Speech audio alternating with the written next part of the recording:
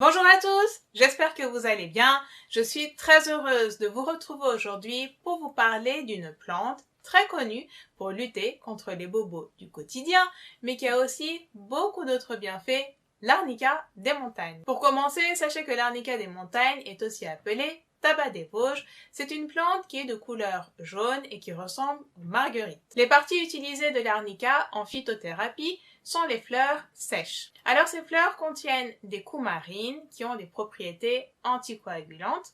Elles ont également des flavonoïdes ainsi que des lactones comme par exemple les lélanines. Ces substances ont des propriétés anti-inflammatoires et analgésiques, c'est-à-dire qu'elles vont lutter respectivement contre l'inflammation et la douleur. J'attire tout de même votre attention sur le fait que ces substances ont également un fort pouvoir allergique. C'est pour cela que l'arnica peut provoquer des réactions allergiques chez certaines personnes. Alors l'arnica permet de soulager la douleur, les ecchymoses, c'est-à-dire les petits bleus, les contusions, les luxations, les inflammations dues à des fractures. L'arnica peut aussi être utilisé pour soulager les entorses, les douleurs liées à la déchirure musculaire ou un choc au niveau d'une articulation.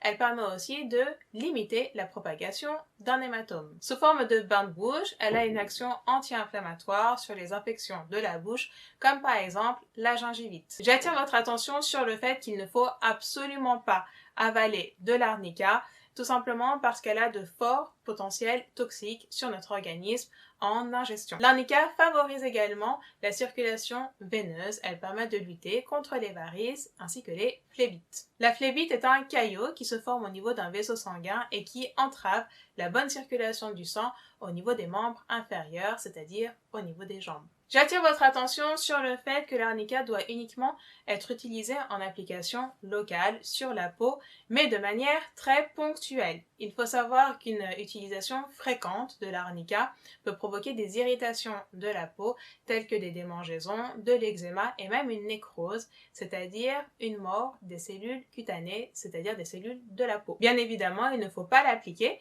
au niveau d'une plaie ouverte, mais aussi au niveau des yeux et de la bouche. La consommation d'arnica par voie orale doit uniquement être faite par les spécialités homéopathiques. L'homéopathie consiste à fabriquer des spécialités extrêmement diluées en principe actif, c'est-à-dire qu'elles contiennent une quantité infinitésimale de la substance active. Ces spécialités homéopathiques permettent d'avoir des médicaments actifs mais sans aucun danger.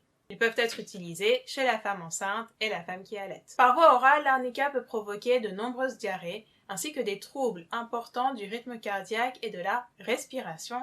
C'est pour cela qu'il ne faut absolument pas en consommer en ingestion. Sachez que l'arnica ne doit pas être utilisé chez les personnes qui sont allergiques aux plantes de la même famille, comme par exemple la camomille ou le pissenlit. À cause de son potentiel allergique, il est recommandé de d'abord appliquer l'arnica sur une petite zone de votre peau, de voir ce qu'il se passe, et s'il ne se passe rien, vous pouvez l'appliquer sur une plus grande zone de votre peau. Sachez également que les femmes enceintes ne doivent absolument pas prendre de l'arnica par voie orale, tout simplement parce qu'elle peut favoriser l'avortement. Les crèmes et gels à base d'arnica ne doivent pas être utilisés chez la femme enceinte, la femme qui allait et chez les enfants de moins de 3 ans. Donc si jamais vous souhaitez utiliser de l'arnica, eh bien privilégiez les spécialités homéopathiques. J'en ai fini pour cette vidéo consacrée à l'arnica et ses différentes utilisations. J'espère vraiment qu'elle vous aura bien informé à ce sujet. Alors surtout, n'hésitez pas à liker la vidéo, partagez-la comme d'habitude pour informer tous vos proches.